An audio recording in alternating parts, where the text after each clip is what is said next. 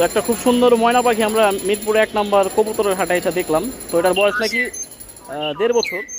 তো এটা কি কি খায় আপু? শুধু ম্যাজিক বল খায়। এই যে ম্যাজিক বল, খাবার এই পাশে। ওই পাশে না? ম্যাজিক বল এগুলাই খায় অনলি। তো এটা কি কি নামে ডাকতে পারে? কয়টা নামে ডাকতে পারে? 10-12টা নাম বলে ডাকে। 10-12টা নাম।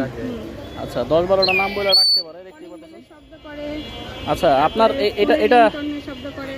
আচ্ছা তো এটার প্রাইস কেমন চাইতেছেন?